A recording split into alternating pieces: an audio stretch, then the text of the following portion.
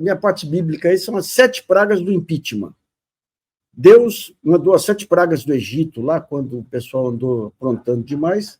Aqui o impeachment gerou 7 pragas. Nós temos 2 pragas que estão na conta do dia. Uma, essa questão da transparência internacional e da decisão do Dias Toffoli aí de anular, primeiro, anular a multa da Odebrecht e depois abrir uma investigação sobre a transparência internacional. Nós temos aí uma ampla matéria que nós fizemos lá atrás sobre a transparência, inclusive sobre escândalos da transparência em outros países aí, fazendo lobbies, recebendo dinheiro de empresas denunciadas.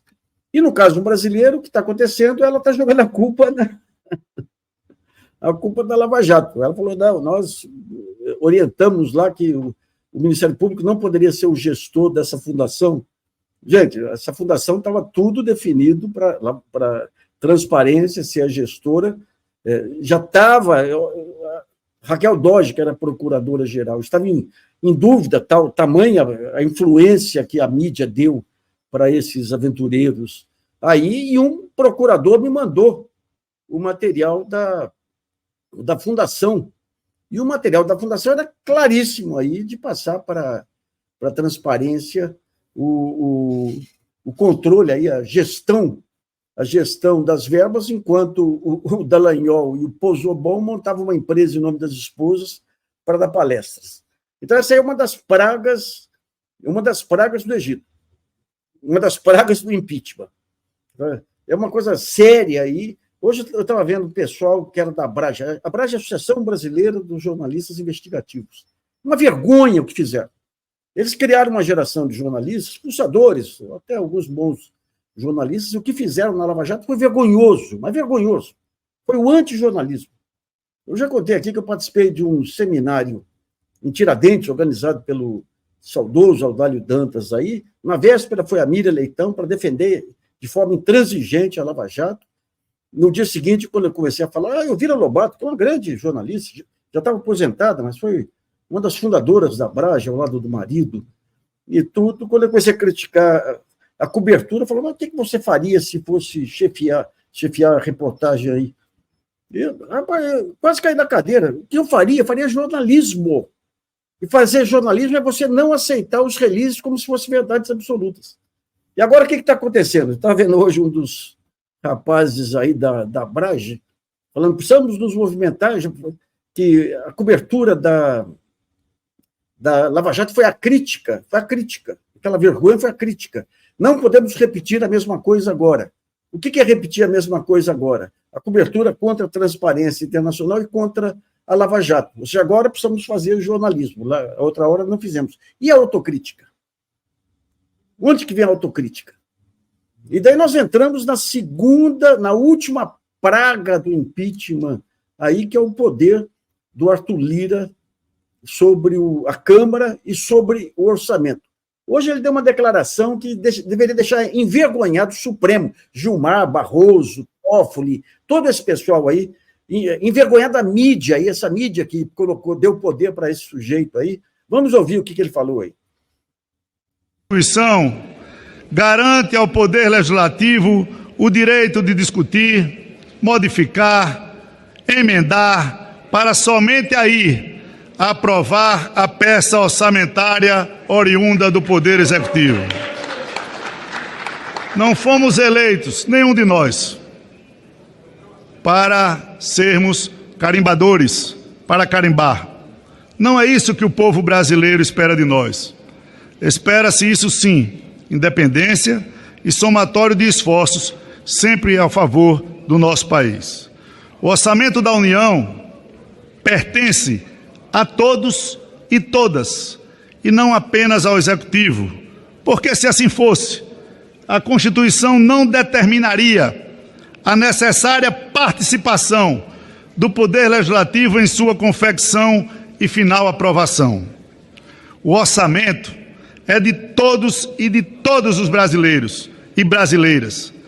Não é e nem pode ser de autoria exclusiva do Poder Executivo, e muito menos de uma burocracia técnica que, apesar do seu preparo, eu não discuto, não foi eleita para escolher as prioridades da nação e não gasta a sola do sapato percorrendo os pequenos municípios brasileiros como nós, parlamentares. Bom, gente, só para dar uma ideia para vocês. Isso aqui... Não, deixa eu aumentar aqui, dar uma imagem melhor aqui. Isso aqui é o percentual do orçamento em emendas. No Brasil, em 2023, foi 24% do total disponível para investimentos discricionários. Nos Estados Unidos, é 1%.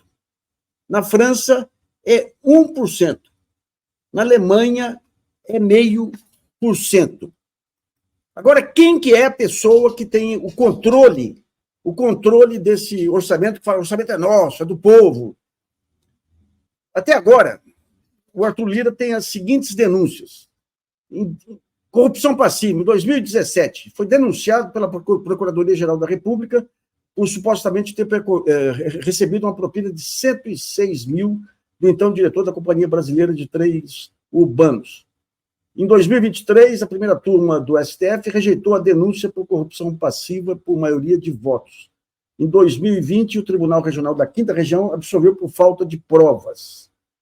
Daí tem sonegação fiscal, foi acusado de sonegar, em 2017, 1,5 milhão de impostos. Em 2020, a Justiça Federal de Alagoas absolveu por falta de provas. Rachadinha. Em 2020, foi acusado de desviar parte do salário dos seus assessores quando era deputado estadual de Alagoas. Em 2021, o Tribunal de Alagoas absolveu por falta de provas.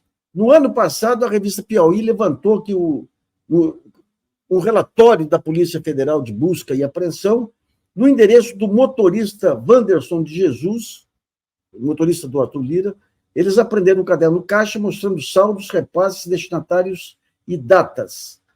As anotações manuscritas que se referiam aos meses de abril e maio e o nome de Arthur, que os investigadores suspeitam tratasse de Arthur Lira, aparece 11 vezes e vem acompanhado dos maiores valores.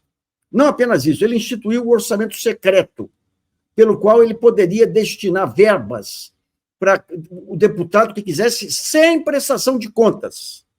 Então, você tem o seguinte, vamos pegar o que levantou até agora. Superfaturamento. Em 2021, o TCU identificou indícios de superfaturamento em obras públicas custeadas pelo orçamento secreto.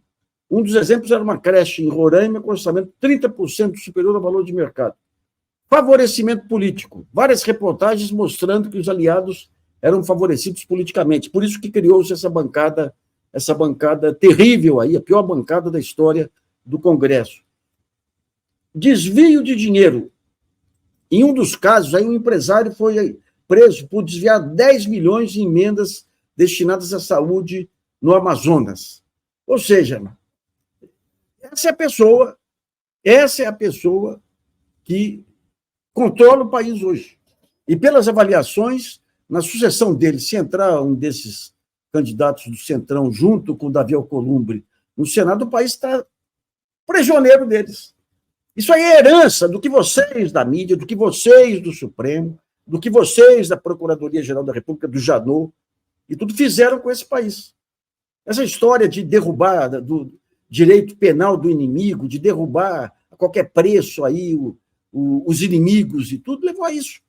Desmoralizaram os partidos políticos, desmoralizaram a política, entregaram o país, primeiro, ao Eduardo Cunha, depois tentaram livrar a barra prendendo o Eduardo Cunha. Aliás, eu estou condenado aqui por difamar o Eduardo Cunha, porque eu andei criticando o Luiz Sveiter, que é um dos influentes lá do Tribunal de Justiça do Rio de Janeiro, e um outro desembargador me mandou uma baita de uma multa por difamar Eduardo Cunha. E sai o Eduardo Cunha e entra Arthur Lira. Ou seja, o ovo da serpente já está lá, que é o Centrão. Sai o Arthur Lira e entra outro. Vocês fizeram isso. Como é que vai se resolver isso agora? Como é que vai se resolver? Um país que necessita urgentemente de recursos orçamentários para investimentos em obras públicas, para recuperar a economia nas mãos de um chantagista. É enrolado essa história, viu?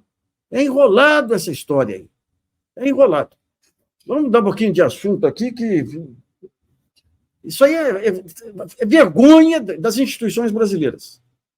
Por mais que o Supremo aí tenha depois reagido, defendido a democracia, essa é a herança. E acaba comprovando tudo aquilo que foi dito lá atrás. Lá precisamos tirar Dilma para dar um jeito nisso. Entregaram para o Temer primeiro, agora depois entregaram para o Bolsonaro e, por trás de tudo, o centrão de Ayrton Lira. Olha o que vocês fizeram. Eu não sei por que o Gilmar lá deu aquele alvará lá para o Arthur Lira aí, que era uma forma que a gente achava que podia segurar um pouco a fome desse sujeito aí. É terrível.